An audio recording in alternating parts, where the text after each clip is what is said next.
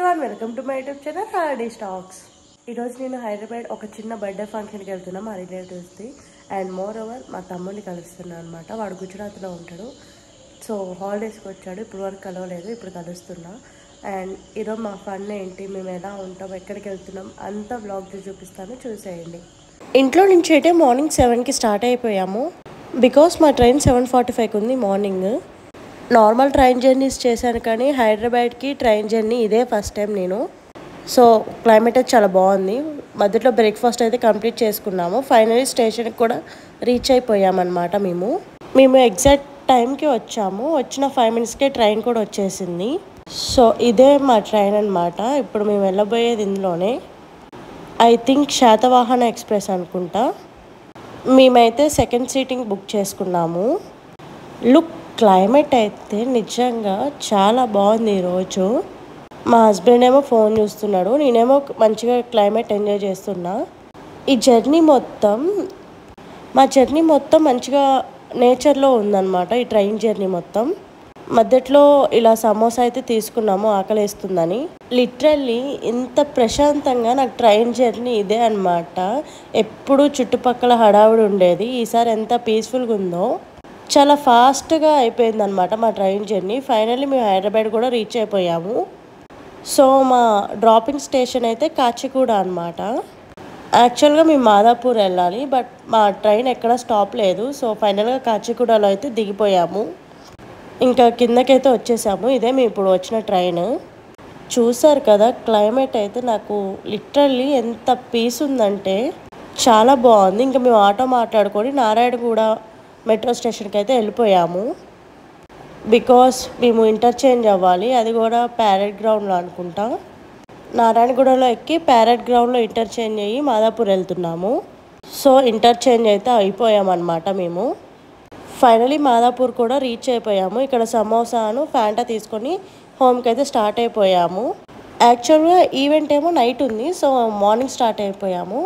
Afternoon 3 కల్లా reach అయిపోయాము అనమాట. ఫైనలీ ఇంటికైతే వచ్చేసాము. నెక్స్ట్ ఈవినింగ్ అయితే స్టార్ట్ అయిపోయాము ఫంక్షన్కి. ఇంకా ఫ్యామిలీ మొత్తం స్టార్ట్ అయిపోయామన్నమాట. పిన్ని, బాబాయ్, పిల్లగాళ్ళు, మేము. చూసారు కదా నా అవుట్ఫిట్, ఎంటైర్ బ్లాక్ అనమాట. నా ఫేవరెట్లో ఇదొకటి. బ్లాక్ అంటేనే నాకు ఫేవరెట్. ఇంకా ప్యూర్ బ్లాక్, ఎంటైర్ బ్లాక్లో నాకు చాలా ఇష్టం. అండ్ ఇక్కడ చెప్పాలి, డెకరేషన్ అయితే చాలా బాగుంది.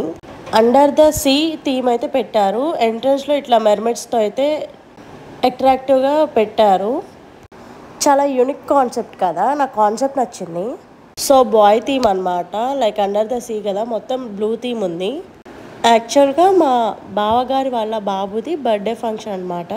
సో ఇది ఈవెంట్. ఇక్కడ చాలా చాలా కలర్ఫుల్గా ఉంది.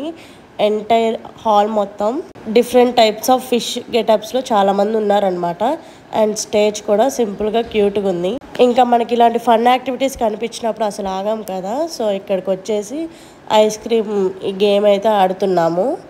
వీళ్ళు జపాన్ వాళ్ళంట. సో మంచి టైంపాస్ అయితే అవుతుంది.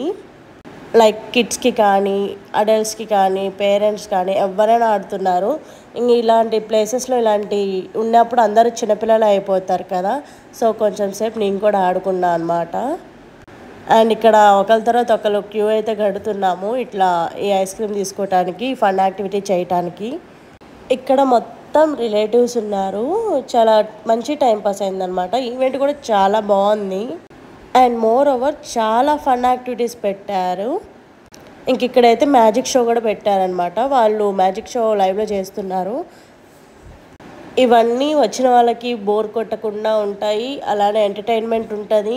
ఎవరు బోర్ ఫీల్ అవ్వకుండా, చిన్న పిల్లగాళ్ళు కూడా మంచిగా ఎంజాయ్ చేసే యాక్టివిటీస్ కదా ఇవన్నీ. నాకైతే చాలా ఇష్టం ఇలా ఫన్ యాక్టివిటీస్ ఉంటే. ఇంక ఇక్కడ డిజిటల్ క్రియేచర్ కూడా ఉంది, లైక్ పెయింటింగ్ అనమాట. అక్కడ కూర్చుంటే వాళ్ళు మన డ్రాయింగ్ వేసిస్తారు, పెయింటింగ్ చేసిస్తారు డిజిటల్గా. అండ్ స్టార్టర్స్ చాలా ఆన్ ది వేలో మనకి వచ్చిన గెస్ట్కి ఇస్తున్నారు, డ్రింక్స్ ఇస్తున్నారు. రిసీవింగ్ కూడా చాలా బాగుందన్నమాట. ఇంక ఇలా కొంచెం సేపు మ్యాజిక్ షో అయితే ఎంజాయ్ చేసాము. ఇది ఇంకొక యాక్టివిటీ. ఇక్కడ థ్రెడ్ని కట్ చేసి మళ్ళీ అంటించాడు.